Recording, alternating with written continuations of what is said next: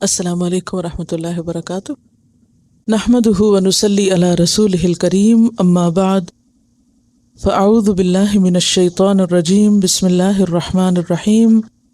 رب اشرح لی صدری ویسر لی امری واحلل عقدۃ من لسانی یفقہوا قولی۔ تفسیر آیت نمبر 1 سے 13 تک، 1 to 13۔ الف لام میم، اللہ لا الہ الا هو الحی القیوم۔ اللہ تعالی جس کے سوا کوئی الہ نہیں، وہ زندہ ہے، قائم رکھنے والا ہے۔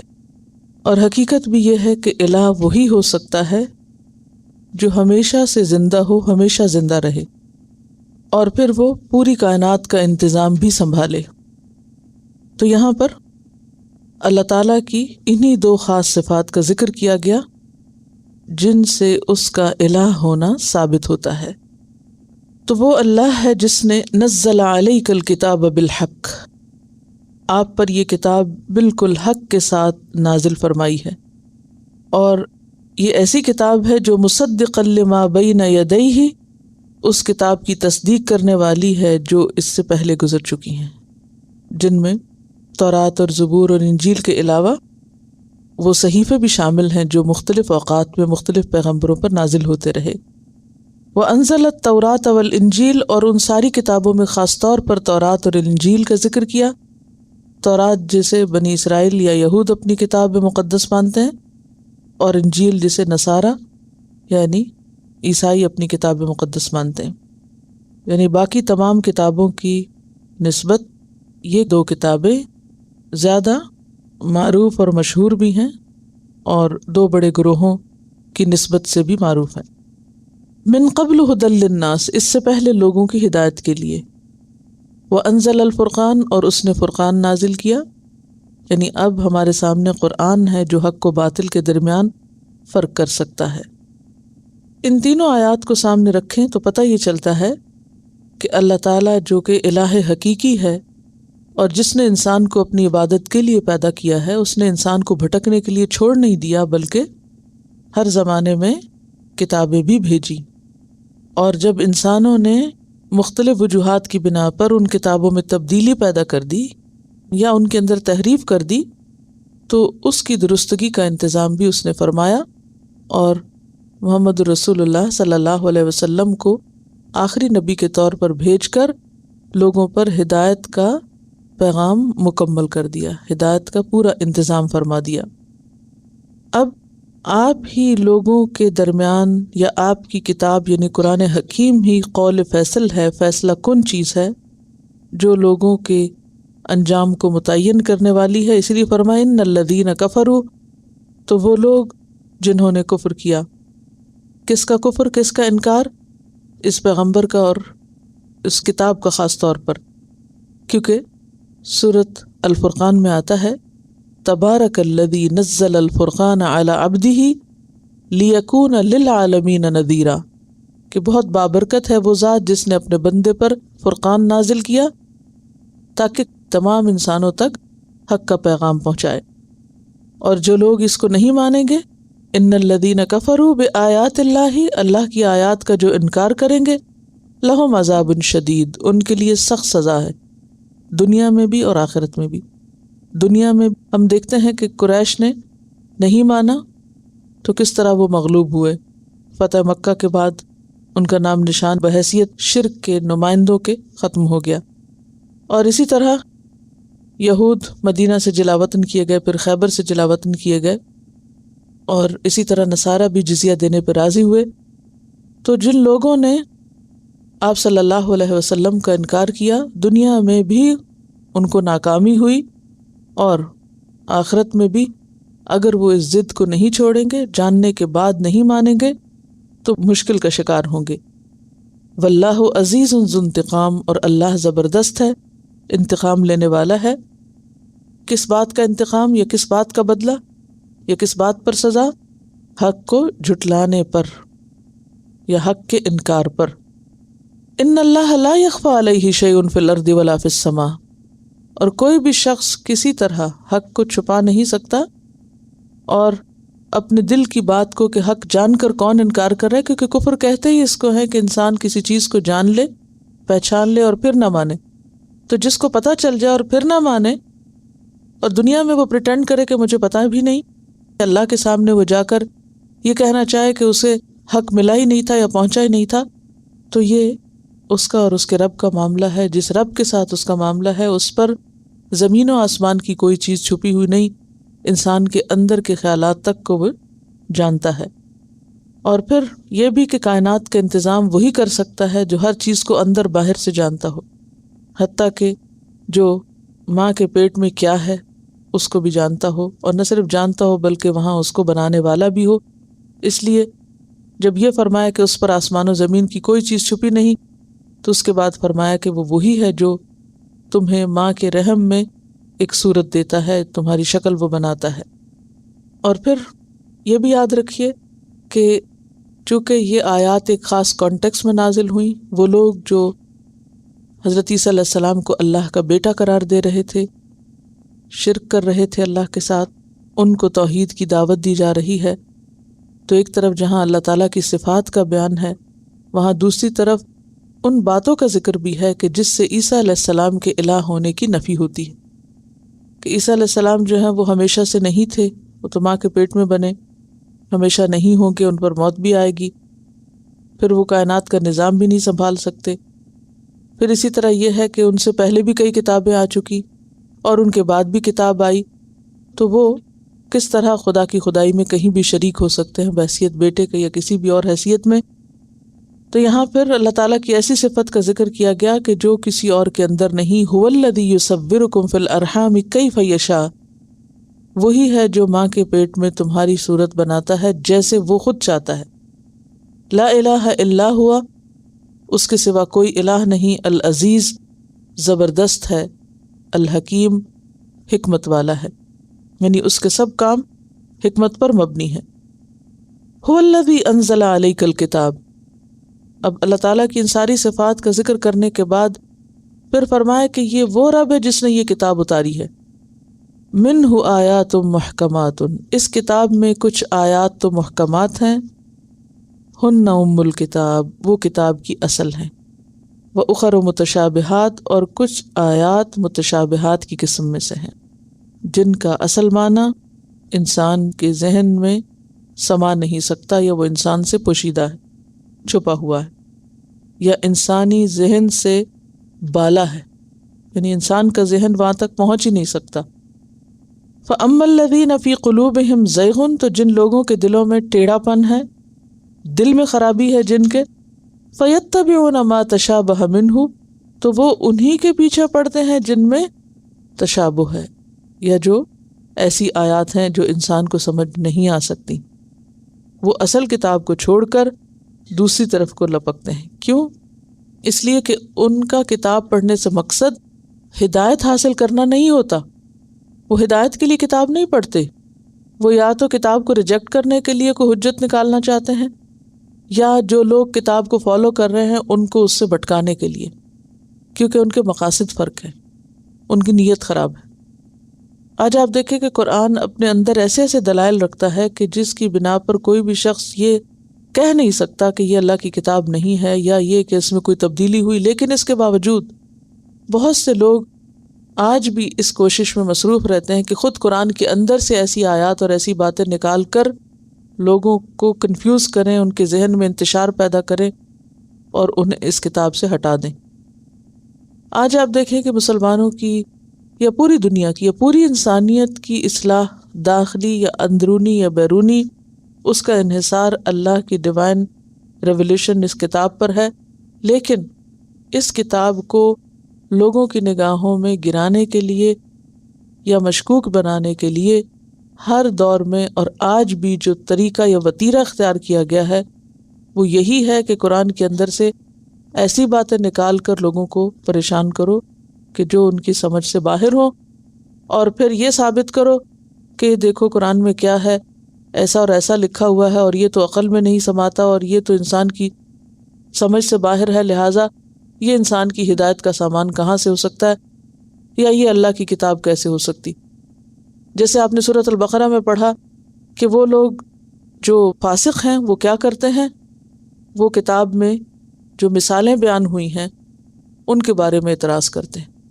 وہ کہتے ہیں کہ یہ مچھر اور مکھی کی مثالیں کیوں ہیں؟ تو وہاں پر اللہ تعالیٰ نے کیا فرمایا، ان اللہ لا یستحیی ان یضرب مثلا ما بعوضۃ فما فوقها فاما الذین آمنوا فیعلمون انہ الحق من ربہم واما الذین کفروا فیقولون ماذا اراد اللہ بہذا مثلا. جو مضمون وہاں بیان ہو وہی مضمون یہاں یہ بیان ہو رہا ہے کہ وہ متشابہات کے پیچھے پڑ کے کیا کہتے ہیں کہ یہ کیوں بیان ہوا، یہ بات کیوں آئی. یعنی بعض آیات کا وہ مذاق بھی اڑاتے ہیں اور بعض آیات ان کی عقل سے بالا ہیں تو وہ سمجھتے نہیں تو انکار کر دیتے ہیں. تو اس لیے یہاں پر انسانوں کے دو گروہوں کا اب ذکر کیا گیا ہے. ایک وہ گروہ جو کتاب کو حق مانتا ہے اور اس کی پیروی کرتا ہے اور اس پر یقین رکھتا ہے، اور دوسرا وہ گروہ جن کے دلوں میں ٹیڑھ ہے، جن کی نیت خراب ہے، وہ کتاب کے اندر سے ایسی ایسی باتیں نکالتے ہیں کہ جس سے کتاب کی اوتھینٹسٹی کو مشکوک کیا جائے اور لوگوں کو اس سے پھیرا جائے. فَيَتَّبِعُونَ مَا تَشَابَهَ مِنْهُ، وہ کتاب کی متشابہ آیات کے پیچھے پڑتے ہیں. کس لیے؟ ابتغاء الفتنہ، فتنہ اٹھانے کے لیے. اور فتنے سے مراد یہاں کیا ہے؟ کس قسم کا فتنہ اٹھانے کے لیے؟ کنفیوژن پھیلانے کے لیے، ذہنی انتشار پھیلانے کے لیے، لوگوں کو دین سے برگشتہ کرنے کے لیے، انسانوں کو ہدایت کے راستے سے روکنے کے لیے. پیچھے آپ کو میں نے بتایا تھا فتنے کا معنی ریلیجس پرسیکیوشن کے معنی میں استعمال ہوتا ہے. تو دین کے معاملات میں فتنہ پردازی کیا ہوتی ہے کہ لوگوں کو کسی دین سے ہٹایا جا سکے، یعنی ان کو اس سے برگشتہ کیا جائے. تو آج بھی یہ ہتھ کنڈے استعمال کیے جا رہے ہیں. کتاب کے محکم حصے کو تو کوئی مس انٹرپریٹ نہیں کر سکتا، لہٰذا متشابہ حصہ ان کی بڑی پسند کا ہے اور وہ اس کو ضرور اچھالتے ہیں اور لوگوں کو گمراہ کرتے ہیں. وابتغاء تأویلہ، اور اس کی تعویل اور اس کا مطلب جاننے کے پیچھے پڑے رہتے ہیں. یعنی جہاں تک انسان کے ذہن کی رسائی ہے ہی نہیں، جو چیز انسان کی سمجھ سے بالا ہے اس کے پیچھے آپ ساری عمر بھی کپا دیں تو آپ کو کیا ملے گا. مثلاً ایسی آیات میں حروف مقطعات ہیں، الف لام میم، آپ ساری زندگی بھی بیٹھ کے اس پہ غور و فکر کرتے رہیں تو آپ اس کا معنی نہیں متعین کر سکتے. اس لیے ایسے لوگوں کی چونکہ نیت درست نہیں، لہٰذا ان کی کتاب کی طرف اپروچ بھی درست نہیں. وَمَا يَعْلَمُ تَأْوِيلَهُ إِلَّا اللَّهُ، اور ان کی تعویل کوئی نہیں جانتا مگر اللہ. وَالرَّاسِخُونَ فِي الْعِلْمِ، اور راسخون فی العلم بھی کچھ باتوں کا مطلب جانتے ہیں. آمنا بہ، ہم اس پر ایمان لائے. یہ کون کہتے ہیں؟ راسخون فی العلم کہتے ہیں ان باتوں کو جن کو وہ سمجھتے ہیں اور ان کو بھی جن کو وہ نہیں سمجھتے. کیا کہتے ہیں؟ کل من عند ربنا، سب کا سب ہمارے رب کی طرف سے آیا ہے. وما یذکر الا اولو الالباب، اور عقل مند لوگوں کے سوا کوئی نصیحت حاصل نہیں کرتا. یہ باتیں صرف عقل والوں ہی کو سمجھ آتی ہیں. اور جہاں تک متشابہات کا تعلق ہے تو نبی صلی اللہ علیہ وسلم نے یہ آیت پڑھ کر فرمایا، جب تم ان لوگوں کو دیکھو جو متشابہ آیات میں جھگڑتے ہیں تو انہیں چھوڑ دو.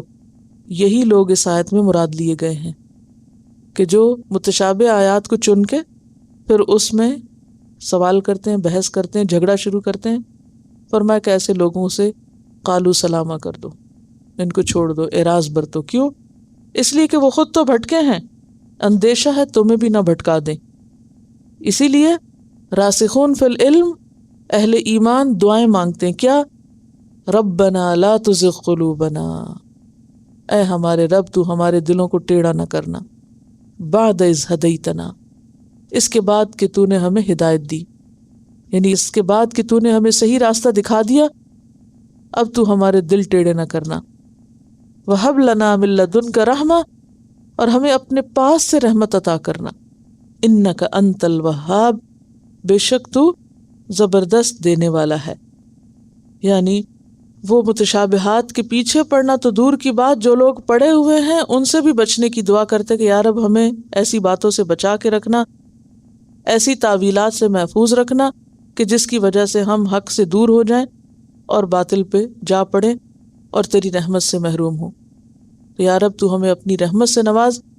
اور یہاں رحمت کیوں مانگتے ہیں؟ تاکہ دنیا میں اللہ کی کتاب کو صحیح طور پر سمجھ سکیں اور آخرت میں بہترین مقام جنت اور اللہ کی رضا پا سکیں، کیونکہ اللہ تعالیٰ نے جنت کو اپنی رحمت کہا، تو جہاں رحمت کا معنی ہوگا وہاں اس کا ایک معنی وہ اچھا انجام بھی مراد ہوگا۔ یا رب ہم یہ نہیں سمجھتے کہ ہم اپنے علم کی وجہ سے جنت میں جائیں گے، حب لنا من لدنک رحمہ، وہ رحمت تیرے پاس ہے، تو اپنی خاص رحمت سے ہمیں نواز، اور تو سب کچھ دینے والا ہے اور بہت زیادہ عطا کرنے والا ہے۔ وہب کا لفظ ہبہ سے نکلا، ہبہ کہتے ہیں بخشش کو، کہ تو ہمیں اپنی بخشش سے نواز، اور اس بخشش میں ہدایت بھی ہے، اور ہدایت کے نتیجے میں جنت بھی۔ ہدایت کے 3 معنی بتائے تھے نا آپ کو، دکھا، چلا، پہنچا۔ تو رحمت میں بھی کیا ہے کہ ابھی دنیا میں تو ہمیں صحیح رستہ ہی دکھا، اس پہ چلا، اور پھر اپنی صحیح منزل یعنی جنت تک ہمیں پہنچا۔ اچھا جناب، یہ جو محکمات اور متشابہ ہے، یہ قرآن کے علوم میں سے ایک علم ہے، یعنی قرآن پاک کی جو آیات ہے ان کا میجر حصہ جو محکمات پر مشتمل ہے، لیکن کچھ حصہ متشابہات پر مشتمل ہے۔ اور اس کو آپ یوں سمجھ سکتے ہیں کہ جیسے وہ جو نون ورلڈ سے متعلق چیزیں ہیں وہ محکمات ہیں، اور جو ان نون ورلڈ سے متعلق چیزیں ہیں وہ کیا ہیں؟ متشابہات ہیں۔ لہٰذا بڑا حصہ تو ہمارے اس دنیا سے متعلق ہے جن کے سمجھنے میں کوئی مشکل نہیں، لیکن کچھ آیات ایسی ہیں کہ جو نون ورلڈ سے متعلق نہیں، تو ان کو سمجھنے میں دشواری ہوتی ہے۔ ایسے موقع پر پھر کیا کرنا چاہیے؟ قرآن پاک کی ایسی آیات کے ساتھ کیا معاملہ ہونا چاہیے ہمارا، اس کے بارے میں علوم القرآن، یہ آپ کے سلیبس کی کتاب ہے، کتاب آپ میں سے ہر ایک کے پاس موجود ہے، نہیں تو ہونی چاہیے۔ اس کا آپ آج گھر جا کر پیج نمبر نکالیں گے 150 علم محکم اور متشابہ، یہ علوم القرآن میں سے باقاعدہ ایک علم ہے۔ تو 150 یعنی صفحہ نمبر 150 پر اس کی بہت اچھی ڈیٹیل دی ہوئی ہے کہ محکم اور متشابہ سے مراد کیا ہے۔ تھوڑا سا حصہ میں اس میں سے مختصراً آپ کو سنا دیتی ہوں تاکہ آپ کو سمجھنے میں دشواری نہ ہو۔ قرآن پاک کی آیات کی تقسیم آیات محکمات اور متشابہات کے طور پر بھی کی جاتی ہے۔ محکم حکم سے نکلا ہے جس کے معنی ہے مضبوط، مستحکم، واضح اور قابل عمل ہونا۔ آیات محکمات ان آیات کو کہتے ہیں جن کے معنی واضح اور سمجھ میں آنے والے ہوں اور ان میں کسی دوسرے معنی کا احتمال نہ ہو۔ مثلاً اہدنا الصراط المستقیم صراط الذین انعمت علیہم غیر المغضوب علیہم ولا الضالین، یعنی بالکل محکم واضح بات ہے، یا رب ہمیں سیدھا رستہ دکھا، جن پہ تیرا غضب نہیں ہوا، جو بھٹکے نہیں، سمجھنے میں کوئی مشکل نہیں۔ جبکہ متشابہ شبہ سے نکلا ہے جس کے معنی ہے مانند ہونا، ہم شکل ہونا، ملتا جلتا ہونا۔ آیات متشابہات سے مراد وہ آیات جن کے معنی صاف اور واضح نہ ہو، جس میں کئی تعویلوں کا احتمال ہو اور وہ اپنے معنی پر دلالت کرنے کے قابل نہ ہو۔ مثلاً ید اللہ فوق ایدیہم، ان کے ہاتھوں پر اللہ کا ہاتھ تھا۔ اب ان کے ہاتھ تو نون ورلڈ ہے، لوگوں کے ہاتھ، لیکن اللہ کا ہاتھ کہاں تھا، کیسے تھا، کس نے دیکھا، کس نے نہیں، اس کا معنی کیا ہے، کوئی اس کو واضح نہیں کر سکتا۔ یعنی اس کی تعویل ہوگی، لیکن وہ بھی کس قسم کی تعویل کریں گے، یعنی اس سے مراد ہی آپ کچھ لیں گے، لیکن ایگزیکٹ معنی جو ہے وہ اللہ ہی جانتا ہے، کیونکہ ان کا معنی جیسے یہاں پر ہے نا، وما یعلم تاویلہ الا اللہ، اور نہیں جانتا ان کی تعویل یعنی ان کا مطلب مگر اللہ ہی جانتا ہے۔ والراسخون فی العلم، اور راسخون فی العلم جو ہے وہ مطلب بیان کرتے ہیں، لیکن اصل علم پھر اللہ کے پاس ہے۔ اسی لیے آپ دیکھیں کہ جو عالم ہوتے ہیں وہ بات بتانے کے بعد کیا کہتے ہیں، واللہ عالم، گاڈ نوز دا بیسٹ، ہمیں نہیں پتا۔ اب اس آیت کو 2 طرح پڑھا گیا، وما یعلم تاویلہ الا اللہ، اور اس پہ سٹاپ کر دیا گیا کہ اس کا مطلب اللہ کے سوا کوئی بھی نہیں جانتا۔ اور دوسرے طریقے سے کیسے پڑھا گیا ہے، اس کا علم نہیں کسی کے پاس، یعنی اس کی تعویل کوئی نہیں جانتا مگر اللہ اور راسخون فی العلم، اس کو اس طرح بھی پڑھا گیا، یعنی اللہ بھی جانتا اور راسخون فی العلم۔ پھر یاد رکھیے کہ ان کی کئی قسمیں ہیں، کچھ آیات ایسی ہیں جن کا علم راسخون فی العلم کو ہو سکتا ہے کسی درجے پر، لیکن متشابہ میں سے بھی بہت سی آیات ایسی ہیں جن کا علم صرف اللہ کو ہے، اچھا یہاں پر آپ دیکھیں کہ راسخون فی العلم کا مقام کتنا بڑا بیان ہوا ہے. اللہ تعالیٰ نے ان کا ذکر اپنے ساتھ کیا ہے. تو علم وہ راستہ ہے جس کے ذریعے انسان اللہ کے قریب ترین ہو سکتا ہے. لیکن یاد رکھیں کہ یہ راستہ سب راستوں سے مشکل ہے اور اس پر صرف اولو العزم لوگ ہی چل سکتے ہیں. صرف چاہنے والے اور شوق رکھنے والے نہیں چل سکتے جب تک کہ انسان کے اندر استقامت اور پختگی اور ثابت قدمی نہ ہو، کیونکہ اس میں بہت مشقت ہے. انسان کی روح، انسان کا جسم، انسان کا ذہن، انسان کی ہر چیز جو ہے وہ اس میں انوالو جب تک نہ ہو اس وقت تک کام ہو نہیں سکتا، یعنی علم حاصل نہیں ہوتا، اور خصوصاً راسخون فی العلم کے درجے پہ انسان نہیں پہنچ سکتا. پھر آپ دیکھیے کہ محکم اور متشابہ کا علم. محکم کا علم کسی کے پاس ہونے یا نہ ہونے کے بارے میں تمام علماء کا اتفاق اس بات پر ہے کہ کیونکہ محکم تو اپنے مقصد کے لحاظ سے واضح اور صاف ہوتا ہے، لہٰذا پڑھنے والا اپنی سمجھ اور علم کے مطابق اس سے فائدہ اٹھا سکتا ہے. جبکہ متشابہات کے بارے میں علماء میں 3 رائے پائی جاتی ہیں. ٹھیک ہے، یہ اہم جملہ ہے. متشابہات کے بارے میں علماء میں 3 رائے پائی جاتی ہیں. ان میں سے ایک کے مطابق متشابہات کی تعویل کو اللہ کے سوا اور کوئی نہیں جانتا. ایک رائے یہ ہے. دوسری رائے کیا ہے کہ علم میں پختہ کار ہی متشابہات کی تعویل جانتے ہیں. یہ دونوں گروہ مدرجہ ذیل آیت سے دلیل لیتے ہیں جو ابھی آپ نے سورۃ آل عمران میں پڑھی. قرآن مجید کی آیات 2 قسم کی ہیں، محکم اور متشابہ. جن کے دلوں میں ٹیڑھ ہے وہ متشابہ کی پیروی کرتے ہیں صرف اس لیے کہ وہ مختلف انٹرپریٹیشن چاہتے ہیں، حالانکہ اس کی اصل تعویل یعنی انٹرپریٹیشن، تعویل کا معنی یہاں انٹرپریٹیشن کیا گیا، اللہ کے سوا کوئی نہیں جانتا. جن لوگوں کے علم میں گہرائی ہے وہ کہتے ہیں کل من عند ربنا، بحث کی کیا ضرورت ہے، سب اللہ ہی کی طرف سے ہے اور ہمارا اس پر ایمان ہے. ہم اس پر بھی ایمان لاتے ہیں جس کا معنی ہم جانتے ہیں، اور ہم اس پر بھی ایمان رکھتے ہیں جس کا معنی ہم نہیں جانتے. متشابہہ سے مراد اللہ کی ذات اور صفات بھی لی گئی ہیں، کیونکہ اللہ تعالیٰ کو کسی نے دیکھا نہیں اور اس کی صفات کو بھی پوری طرح کوئی نہیں جان سکتا. مثلا قیوم ہی اس کی صفت ہے، وہ تھامے ہوئے، کس طرح تھامے ہوئے پوری کائنات کو، اس کی اصل نہیں جان سکتے، تعویل نہیں کر سکتے. پھر اسی طرح علم غیب، آخرت، قبر کے سوال جواب، قبر کا حساب، عذاب کیسا ہوتا ہے ہم نے دیکھا نہیں، ہم کچھ نہیں جانتے، بس ایمان ہے ہمارا کیونکہ ہمیں بتا دیا گیا.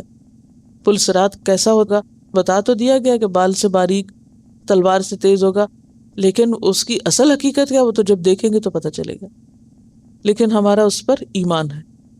پھر اسی طرح قرآن پاک میں آتا ہے وَجَاءَ رَبُّكَ وَالْمَلَكُ صَفًّا صَفًّا، تیرا رب اور فرشتے صف در صف آ جائیں گے. صفیں کیسی ہوں گی، کہاں ہوں گی، کتنی ہوں گی، فرشتوں کی شکل کیا ہے اور کیسے کھڑے ہوں گے، اصل میں اللہ ہی جانتا ہے.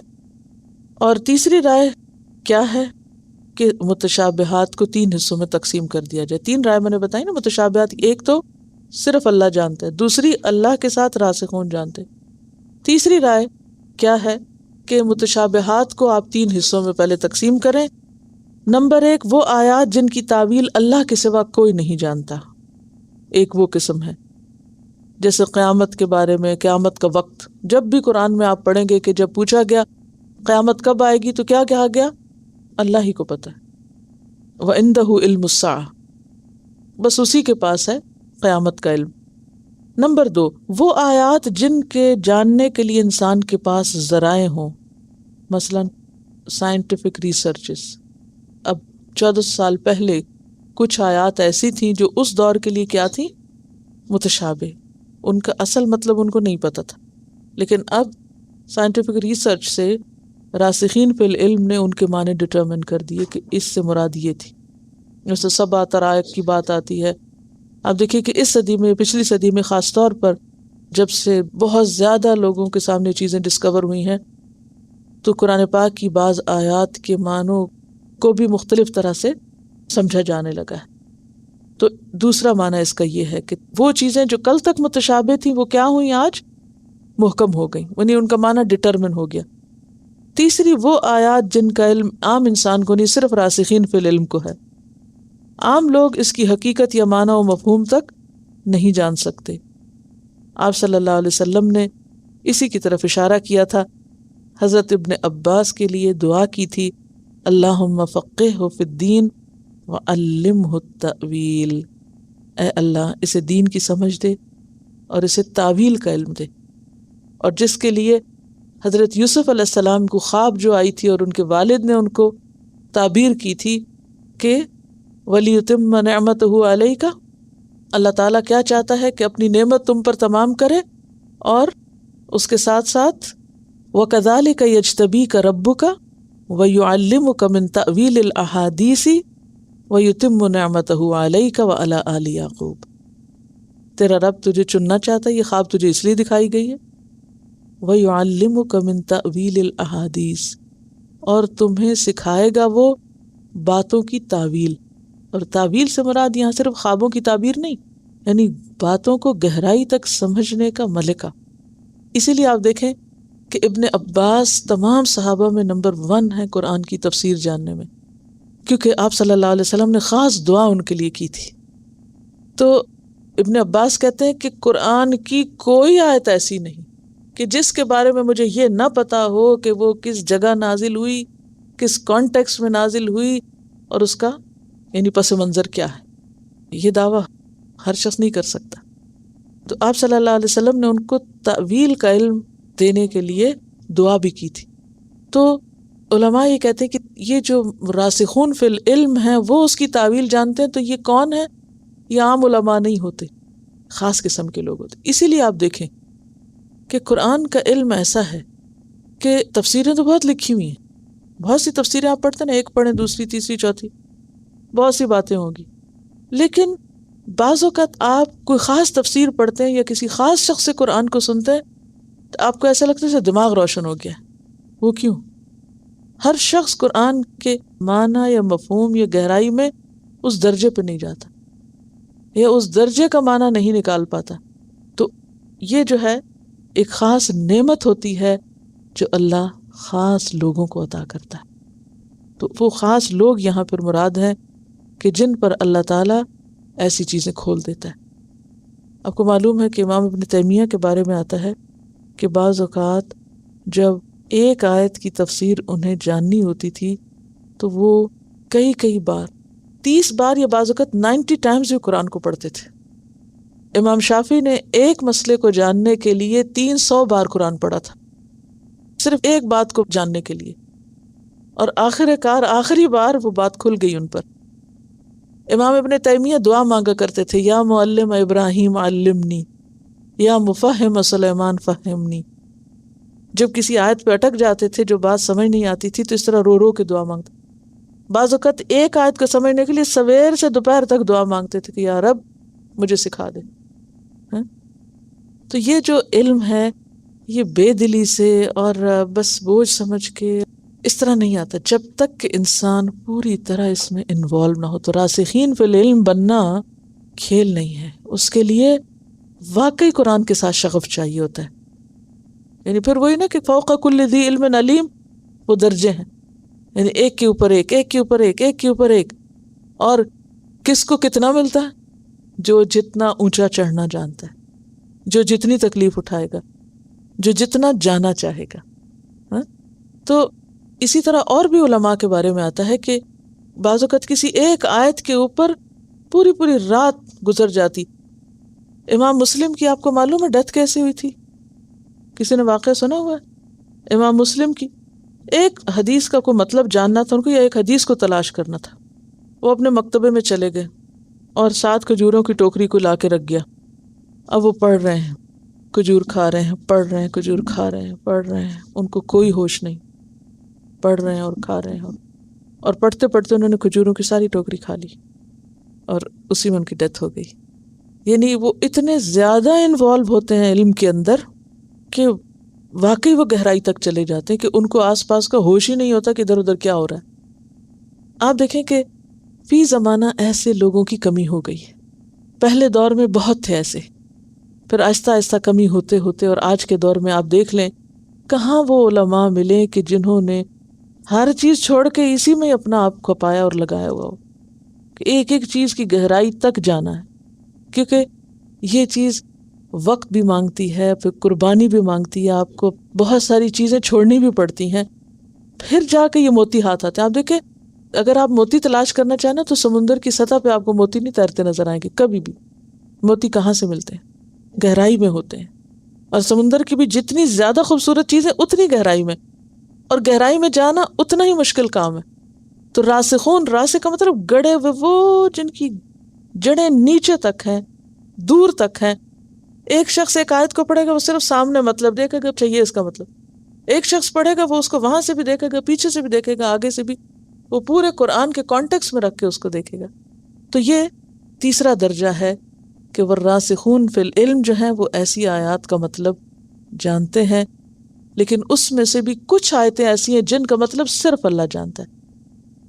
تین درجے ہو گئے نا، کچھ آیتیں جن کا مطلب صرف اللہ جانتا ہے، کچھ آیتیں جو پہلے لوگ نہیں جانتے تھے اب سائنسی علوم وغیرہ کے ذریعے جاننے لگے، تیسری وہ آیتیں کہ جو سخت محنت کے بعد آپ کے اوپر جا کے عقدہ کھلتا ہے، اور اس کے لیے صرف علم نہیں کافی ہوتا، دعا ساتھ چاہیے ہوتی ہے، اور صرف ایک دفعہ پڑھنا کافی ہے۔ یہ جو میں آپ کو گھماتی ہوں نا اسائنمنٹ میں، یہ آپ ڈھونڈ لائیں، لفظ گن لائیں، اس کا صرف یہی مقصد ہوتا ہے کہ ورق گردانی ورق گردانی ورق گردانی، تاکہ آپ مانوس ہوں قرآن سے، ذرا گہرائی میں جائیں، کیونکہ ریپیٹیشن کے بغیر آپ کسی بھی اسکل کو حاصل نہیں کر سکتے۔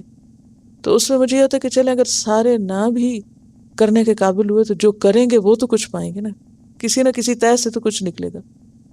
کیونکہ جب آپ کھولتے ہیں، دیکھتے ہیں دیکھتے ہیں دیکھتے ہیں، کبھی کسی آیت پہ اٹک جاتے ہیں، کبھی کوئی آیت، کبھی کوئی جملہ، وہ دماغ میں ایک پوری اسکرین چل رہی ہوتی ہے۔ تو یہاں پر کیا فرمایا جا رہا ہے کہ جتنا جس کا علم راسخ ہوتا ہے اتنا اس کا ایمان مضبوط ہوتا ہے۔ یقولون آمنا بہ، کہتے ہیں ہم سب مانتے ہیں اس کو، کل من عند ربنا، سب اللہ کی طرف سے ہے، وما یذکر الا اولو الالباب، اور اس بات سے نصیحت نہیں پکڑتے مگر عقل والے، اور وہ دعائیں مانگتے ہیں ربنا لا تزغ قلوبنا، کیونکہ آپ کو معلوم ہے جتنا علم زیادہ ہوتا جائے نا اتنا ہی شیطان بھی پیچھے زیادہ آنے لگتا ہے، اور اتنا ہی وہ بھٹکانے کی بھی زیادہ کوشش کرتا ہے، اور اتنا ہی انسان کے ذہن میں زیادہ ہوائیں چلنے لگتی ہیں، انسان کو اپنے نفس سے بھی اتنا ہی ڈر لگنے لگتا ہے۔ اسی لیے آپ نے دیکھا ہوگا اکثر جو لوگ زیادہ پڑھ لکھ جاتے ہیں نا ان کے دماغ چل جاتے ہیں، تو اس سے پناہ مانگنی چاہیے، یہ ایک حقیقت ہے۔ یعنی عام تھوڑے بہت علم رکھنے والوں کے اندر خدا خوفی زیادہ ہوگی، اور جتنا علم زیادہ اتنی خدا خوفی ختم ہوتی چلی جاتی ہے، بعض اوقات اتنے سخت دل ہونے لگ جاتے ہیں لوگ، ان کے اندر پھر ساتھ ساتھ شیطانی خرابیاں بھی آنے لگتی ہیں۔ بعض اوقات دین پڑھے ہوئے بھی لوگ ایسے ملتے ہیں، اس لیے پناہ مانگنی چاہیے نفس کے شر اور شیطان کے شر سے۔ اور آپ کو معلوم ہے کہ یہ وہ دعا ہے جو نبی صلی اللہ علیہ وسلم سب سے زیادہ اپنے لیے مانگتے تھے، حالانکہ وہ اللہ کے پیغمبر تھے۔ حضرت ام سلمہ سے پوچھا گیا کہ آپ صلی اللہ علیہ وسلم کی دعاؤں میں کثرت کس دعا کی تھی، کثرت سے کیا مانگتے تھے؟ تو انہوں نے بتایا کہ یا مقلب القلوب ثبت قلبی علی دینک، اے دلوں کو الٹ پلٹ کرنے والے میرے دل کو دین پہ جما دے، اپنے دین پر ثابت کر دے۔ یعنی ایک شخص جس کو پتہ نہیں ہدایت کا صحیح رستے کا، وہ تو بھٹکا ہوا ہے بیچارہ جہالت میں، لیکن جس کو راستہ پتہ چل جائے اور پھر وہ راستہ چھوڑ کے بھاگ نکلے تو اس کا بھٹکنا بدترین بھٹکنا ہے۔ تو اسی لیے یہ جو دعا ہے یہ راسخین فی العلم مانگتے ہیں۔ اب دیکھیے یہ بالکل ایسے ہی ہے، سیدھی زمین پہ چلنے میں اتنا خطرہ نہیں ہوتا، لیکن جب آپ جتنا اونچا جانے لگتے ہیں، آپ پہاڑ چڑھنے لگتے ہیں، تو پھر کیا ہوتا ہے، اتنا مشکل ہوتی جاتی ہے نا چڑھائی۔ کبھی پہاڑ چڑھے ہیں، ہائکنگ کی ہے کبھی؟ سب کو جانا چاہیے کبھی، ٹھیک ہے؟ میں اس لیے کہتی ہوں کہ تجربہ کریں۔ یہ جو بات میں اس وقت آپ کو سمجھانا چاہ رہی ہوں، جب تک آپ چلیں پھریں گے نہیں نا زمین میں تو آپ کو سمجھ بھی نہیں آئے گی بہت سی باتیں۔ کبھی آپ پہاڑ چڑھے ہو نا تو شروع میں آپ دیکھیں گے کہ وہ چڑھنا آسان ہوتا ہے، اسٹیپ نہیں ہوتی اتنی، یعنی چڑھائیاں آتی ہیں، پھر ایک وقت آتا ہے کہ وہ سیدھا ہونے لگتا ہے، ایک دم اونچائی آنے لگتی ہے، اس میں چڑھنا بے حد دشوار ہو جاتا ہے۔ علم میں شروع میں کیا ہوتا ہے، آہستہ آہستہ سیدھے سیدھے چلتے ہیں، پھر ایک وقت آتا ہے کہ آپ اوپر چڑھنے لگتے ہیں۔ وہ چڑھنا دشوار ہوتا ہے لیکن وہ دشواری باہر سے زیادہ اندر کی ہوتی ہے، اس میں گرنے اور پھسلنے اور ہلاک ہونے کے بھی چانسز بہت ہوتے ہیں، کیونکہ اتنا ہی شیطان دشمن آپ کے ساتھ اور سوار ہو جائے۔ اگر عام بندے کے پیچھے ایک شیطان ہے نا، تو عالم کے پیچھے 1000 شیطان ہوں گے۔ انشاءاللہ آگے شیطان کا ذکر آئے گا تو میں بتاؤں گی آپ کو کہ شیطان اور اس کے لشکر کس طرح بھٹکاتے ہیں دین کی طرف چلنے والوں کو، کہاں کہاں سے آتے ہیں ان کے پیچھے۔ یعنی اگر ایک شخص بھٹکا ہوا تو اس کے پیچھے شیطان کو زیادہ محنت کی ضرورت نہیں، لیکن ایک شخص جب دین کی طرف آنے لگتا ہے تو پھر وہ بھی سرگرم ہو جاتا ہے۔ کل مجھ سے کسی نے پوچھا اب آگے تو آسان ہو جائے گا، میں نے کہا بالکل آسان ہو جائے گا، فکر ہی نہ کریں۔ اور واقعی لفظ تو آسان ہو جائیں گے، آپ دیکھیں گے اب ہارڈلی آپ کو ترجمے میں اتنی محنت نہیں کرنی پڑے گی، لفظی طور پہ آسان ہو جائے گا، لیکن کچھ مفاہیم اور کچھ پھر عمل اور اندر کا نفس اور ماحول اور آس پاس کی جو باتیں، کیونکہ شروع میں قرآن کے ساتھ ایکسائٹمنٹ ہوتی ہے نا، پھر آہستہ آہستہ پھر جماؤ آنے لگتا ہے، پھر انسان کے اندر کا شعور جاگتا ہے تو برائیاں معاشرے کی زیادہ نظر آنے لگتی ہیں، اور پھر ان میں جینا اور مشکل اور کٹھن ہونے لگتا ہے۔ تو یہ رستہ تو ہے ہی ایک مشکل رستہ نا، life it self is difficult, یعنی زندگی ویسے بھی آسان کوئی نہیں ہے۔ لقد خلقنا الانسان فی کبد، ہم نے انسان کو مشقت میں پیدا کیا، آرام کے لیے کوئی بھی نہیں آیا یہاں، سب امتحان کے لیے آئے ہوئے ہیں۔ دنیا میں جس دن امتحان ہوتے ہیں اس دن کتنے ہم تھکے ہوئے ہوتے ہیں، تو ہمارا تو روز ہی امتحان ہے، ہم سب امتحان کے لیے، لیکن ہم آسانیاں تلاش کرتے ہیں۔ لا علمی میں کوئی تکلیف نہیں ہوتی انسان کو، انجوائے کرتا ہے لائف کو، لیکن جب علم آنے لگتا ہے تو پھر دنیا کو انجوائے کرنا اس طرح آسان نہیں رہتا۔ پھر ایک طرف آخرت کی فکر ستاتی ہے، دوسری طرف لوگوں کا پھسلنا اور بھٹکنا ستاتا ہے، اور ذمہ داریوں کے بوجھ بھی محسوس ہونے لگتے ہیں۔ اور رستہ تو یہی ہے، کامیابی تو اسی رستے سے، اب یہ سے فرار کوئی نہیں، کہاں بھاگ کے جائیں گے؟ چونکہ زندگی جہد مسلسل کا نام ہے، اوپر ہی اوپر جانے کا نام ہے، حتیٰ کہ اللہ سے جا ملے۔ مومن کی تو منزل یہی ہے، تو اس لیے وہ جو اوپر چڑھتے ہیں کیا کہتے ہیں، یا رب یہ پاؤں نہ پھسلے، اور یہاں پاؤں کے پھسلنے سے زیادہ دلوں کا پھسلنا، دلوں کا ٹیڑھا پن، یا رب یہ دل نہ پھسلے، یہ قدم نہ پھسلے۔ بعد اذ ہدیتنا، جب کہ تو ہمیں ہدایت دے چکا، وہب لنا من لدنک رحمہ، اور ہمیں اپنے پاس سے رحمت دے دے، تیری خاص رحمت کے بغیر ہم نہیں جم سکتے۔ انک انت الوہاب، ربنا اے ہمارے رب، انک جامع الناس، یقیناً تو جمع کرنے والا ہے لوگوں کو، لیوم لا ریب فیہ، اس دن جس میں کوئی شک نہیں۔ اب آپ بتائیے کہ ساتھ ہی قیامت کا ذکر کیوں آ گیا؟ یعنی اگر انسان کہنے بھی بڑا مشکل رستہ میں تو چھوڑ رہا ہوں، تو پھر کدھر جانا ہے؟ آگے تو قیامت ہے، ایک دن تو اللہ کے حضور جا کے جمع ہونا ہی ہے، اور وہ دن کتنا مشکل دن ہے۔ انک جامع الناس لیوم لا ریب فیہ، جس میں کوئی شک ہے ہی نہیں۔ ان اللہ لا یخلف المیعاد، اللہ میعاد کے خلاف نہیں کرے گا، جو وقت جو وعدہ جس جگہ اکٹھا ہونے کا ہے وہاں سب پہنچیں گے۔ وہ ایک اپوائنٹمنٹ ہے ہم سب کی اللہ کے ساتھ، ایک خاص وقت اور جگہ مقرر ہے، اور سب اپنے اپنے وقت پہ وہاں آ کے ٹھہر گئے۔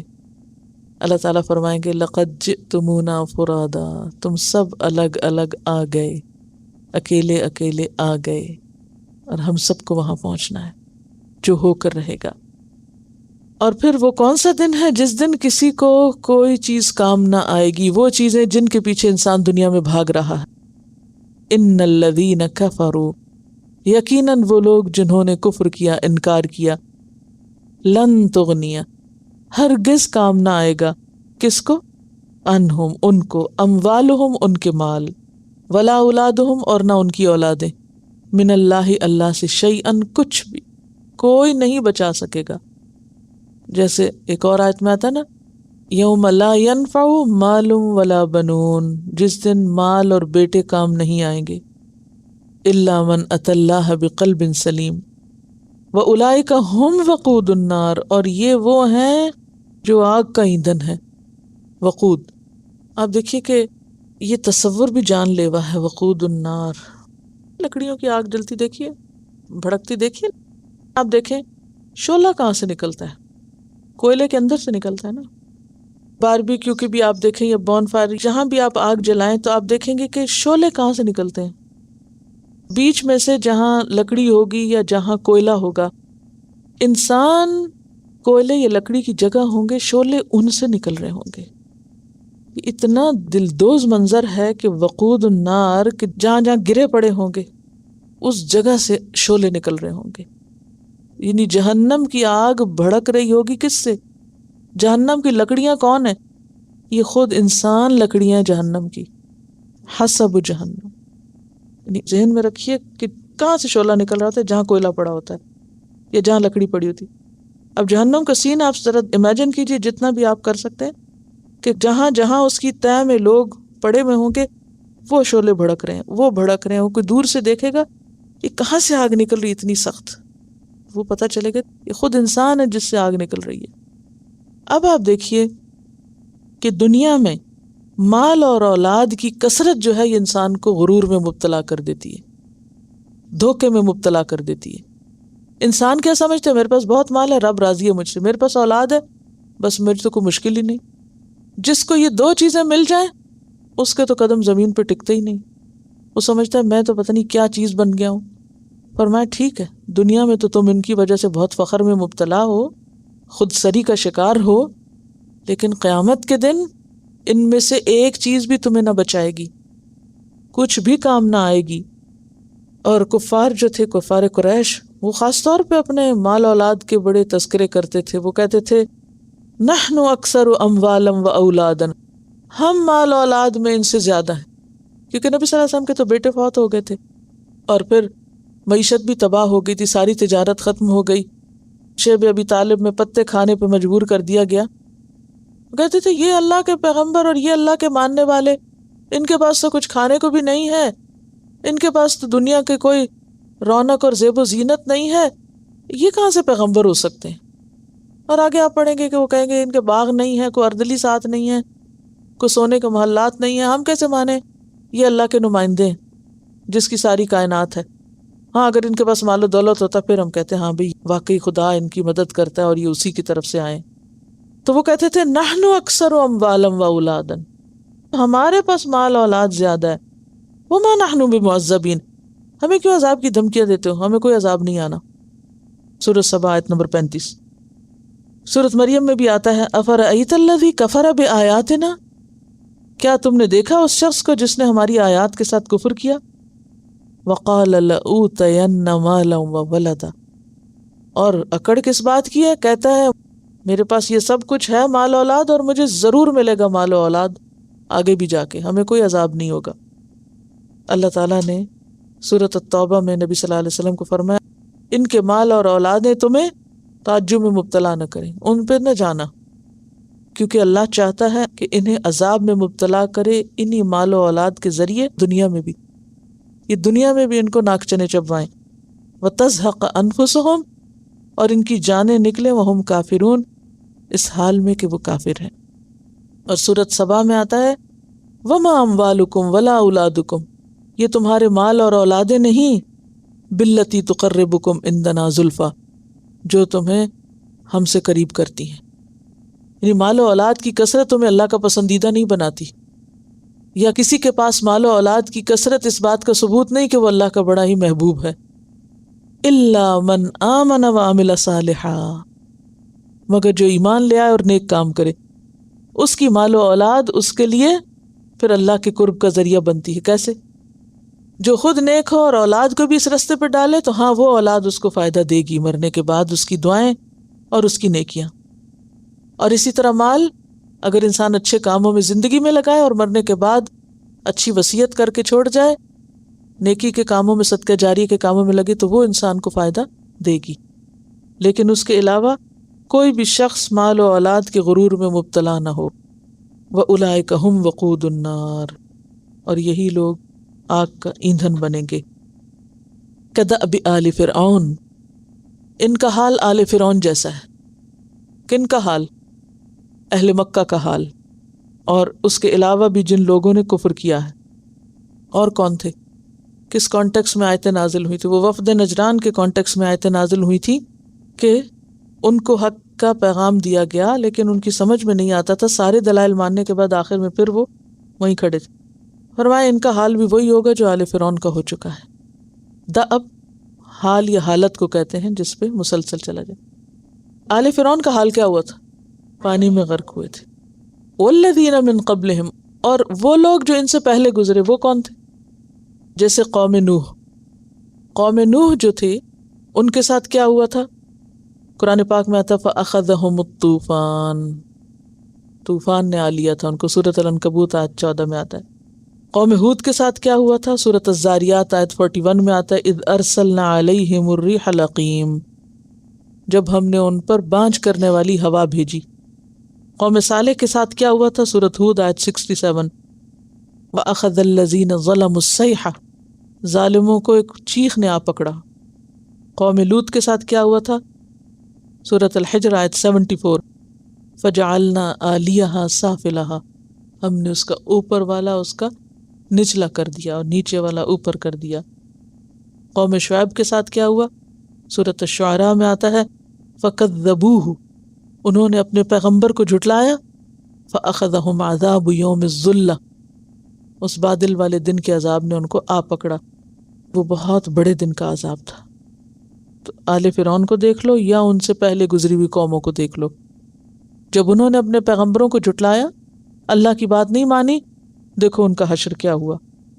کذبوا بآیاتنا، ان سب کا ایک ہی قصور تھا، اور وہ کیا تھا؟ انہوں نے ہماری آیتیں جھٹلائی تھی. فأخذہم اللہ بذنوبہم، تو اللہ نے ان کو ان کے گناہوں پہ پکڑا.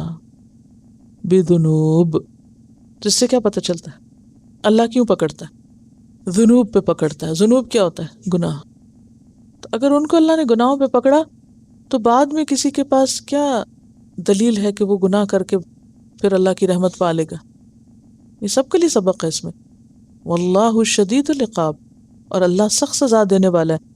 کوئی بھی شخص یہ نہ سوچے کہ یہ تو پہلی قومیں تھی، بڑی خراب قومیں تھی اس لیے ان پہ عذاب ہے، ہم تو بہت اچھے ہیں کیونکہ ہم تو حضور کی امت ہیں.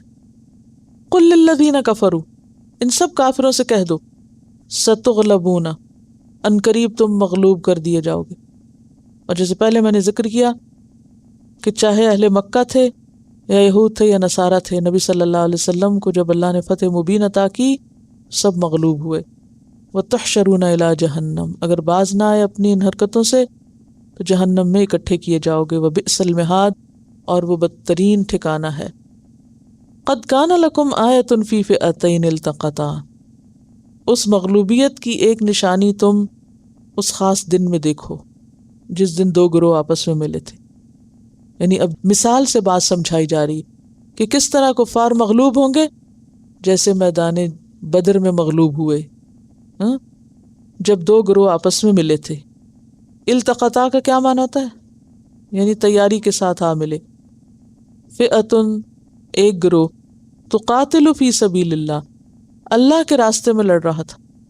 وأخری کافرتن، دوسرا کافر تھا. یہ نہیں کہا کہ ایک مسلم تھا دوسرا کافر تھا، یہ کیوں نہیں کہا؟ اور یہ کیوں کہا ایک اللہ کے راستے میں لڑ رہا تھا؟ غور کیجئے. یعنی مسلمان ہونا کسی فخر کے اظہار کے لیے نہیں، یہ قومی برتری نہیں ہے.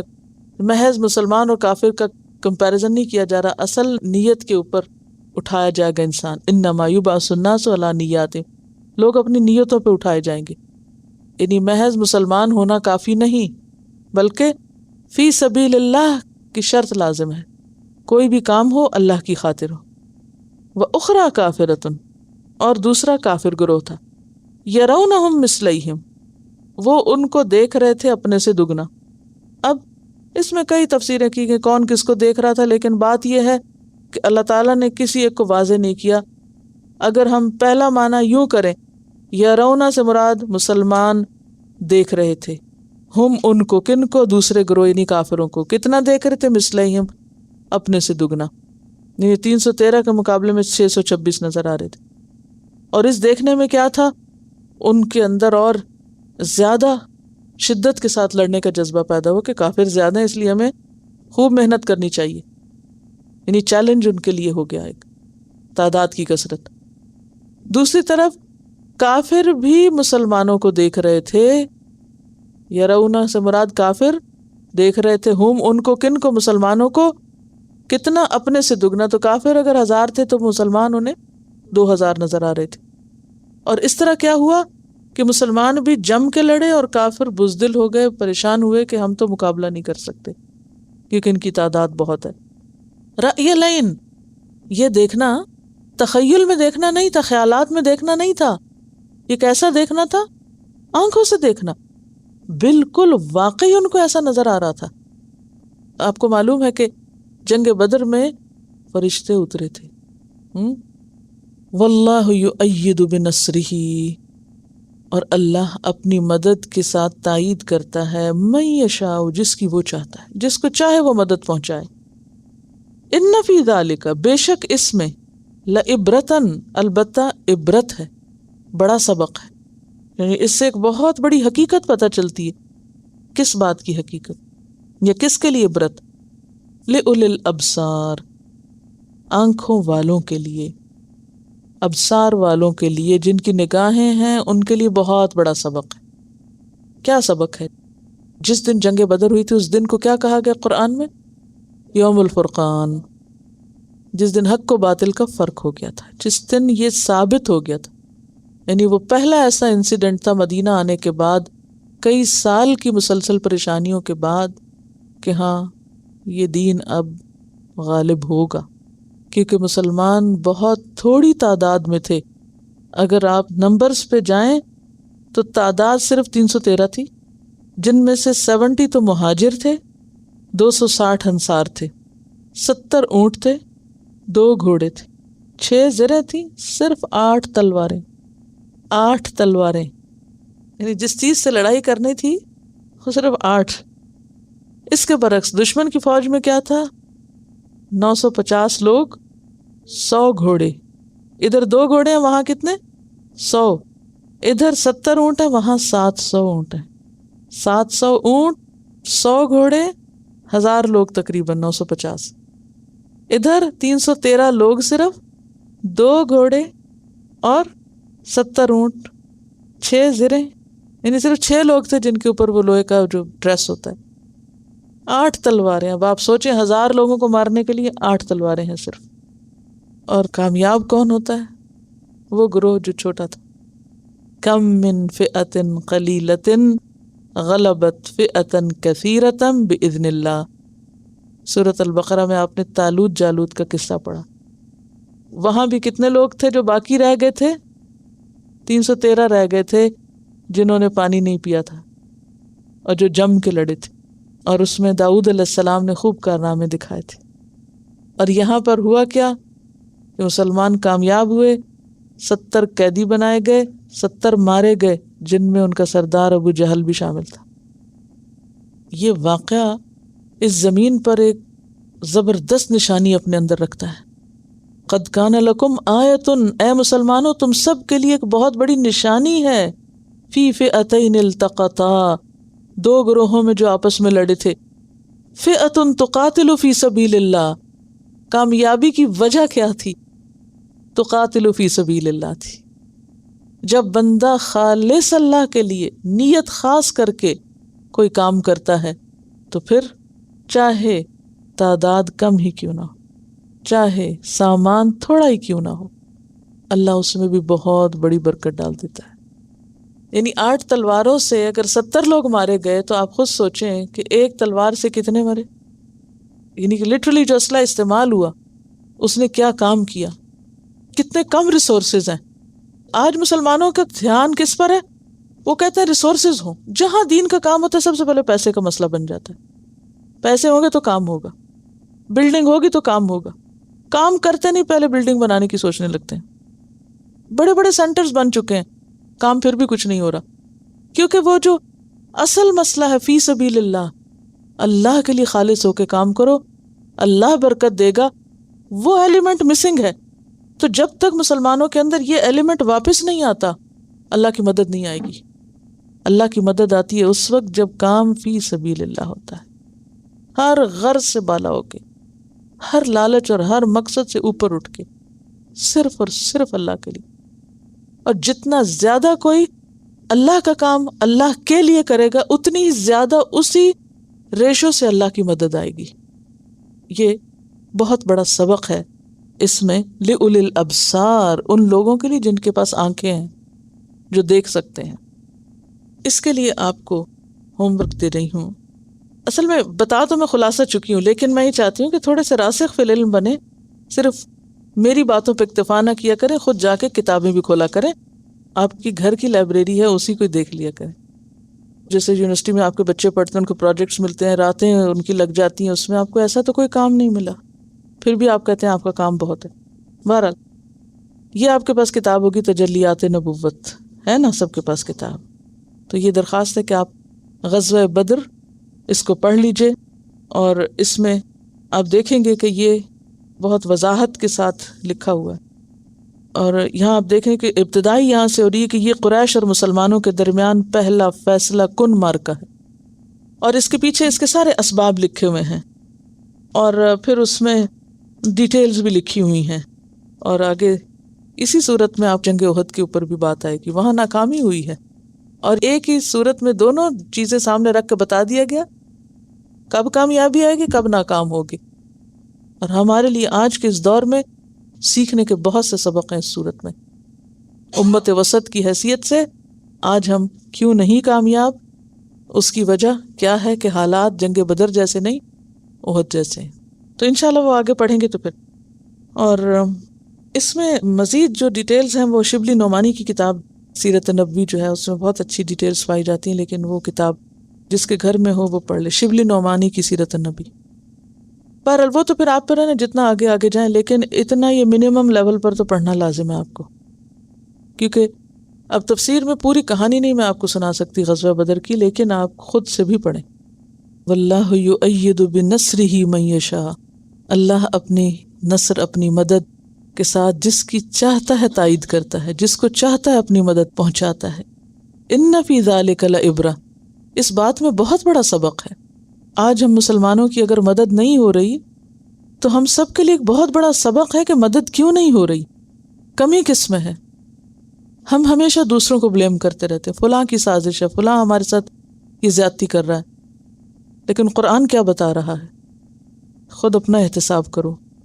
اگر خدا تمہاری مدد بدر میں کر سکتا ہے، آج بھی کر سکتا ہے. وہ اسی لیے اقبال کا شعر ہے نا، فضائے بدر پیدا کر، فرشتے تیری نصرت کو اتر سکتے ہیں گردوں سے، قطار اندر قطار اب بھی. اللہ اب بھی فرشتے بھیج سکتا ہے، لیکن تم بھی تو ایسا حوصلہ پیدا کرو جیسا بدر والوں میں تھا کہ ان میں سے کوئی بھی ایک پیچھے نہیں رہا. انشاءاللہ جب آپ ڈیٹیل پڑھیں گے نا تو آپ دیکھیں گے کہ صحابہ کرام کو جب بلایا گیا تو وہ کس طرح تیار ہو گئے. انہوں نے کہا کہ ہم ایسا نہیں کریں گے جیسے موسیٰ علیہ السلام کے ساتھیوں نے کیا تھا، اذهب انت وربک فقاتلا انا ہاہنا قاعدون، کہ تم اور تمہارا رب جاؤ، جا کے لڑو، ہم یہ بیٹھے ہیں. نہیں، بہت زبردست خوبصورت باتیں انشاءاللہ آپ اس میں پڑھیں گے تو آپ کو مزید فائدہ ہوگا. تو اس میں آپ دیکھیے کہ کتنے زبردست طریقے سے اس سورت کا آغاز ہو رہا ہے. کس طرح ابتدا میں اللہ تعالیٰ پہلے اپنا تعارف کراتے ہیں، پھر اس کے بعد ہدایت حاصل کرنے کے لیے جو طریقہ اختیار کرنا چاہیے اس کے بارے میں بات کرتے ہیں. یعنی فکری انحراف اور عقل کی پھسلن اور قدموں کا لڑکھڑانا تو ہر دور میں ہوگا، اس سے تو کبھی بھی انسان بچ نہیں سکتا، فرار نہیں حاصل کر سکتا. لیکن استقامت اور تثبیت کے لیے یہ قرآن ہی ہے، اور قرآن کا محکم حصہ ہے جو لوگوں کو سیدھا کھڑا رکھے گا، یعنی درست رستے پہ قائم رکھے گا. اور پھر کسی بھی مقام پہ آپ پہنچ جائیں اس سے بے نیاز نہ ہو کہ ربنا لا تزغ قلوبنا بعد اذ ہدیتنا، ہمیشہ عاجزی، ہمیشہ اپنی غلطیوں پہ نظر، ہمیشہ اپنی کمزوریوں پہ نظر، کہ کہیں ایسا نہ ہو کہ میں اس رستے میں پیچھے رہ جاؤں. اور یہ کب ہوگا؟ جب آخرت کی فکر ہوگی. ربنا انک جامع الناس لیوم لا ریب فیہ. اور پھر کس چیز کا غرور انسان کو حق کے راستے سے ہٹاتا ہے؟ مال و اولاد کا. فرمایا تو کام ہی نہیں آئے گا. پچھلی قوموں کو کیا کام آیا؟ کتنے زبردست ان کی ترقی تھی، تہذیب تھی، کلچر تھے، لیکن سب ختم ہوئے، اور اللہ سخت سزا دینے والا ہے. اور جن لوگوں کو آپ پیغام دے رہے ہیں حق کا، وہ نہیں مان رہے، انہیں یاد رکھنا چاہیے کہ وہ دنیا میں بھی مغلوب ہوں گے اور آخرت میں بھی پھر ان کا ٹھکانہ جہنم. اور پھر اس کے بعد اس واقعے کی طرف اشارہ کر دیا کہ صرف ایک آیت میں، یعنی جنگ بدر کے بارے میں صرف ایک آیت ہے، اس واقعے کی طرف اشارہ کر دیا گیا کہ اس واقعے سے سبق لے لو. تو اس واقعے کو پڑھیں اس میں سے سبق لیں. وآخر دعوانا ان الحمد للہ رب العالمین. سبحانک اللہم وبحمدک نشہد ان لا الہ الا انت نستغفرک ونتوب الیک. السلام علیکم ورحمۃ اللہ وبرکاتہ.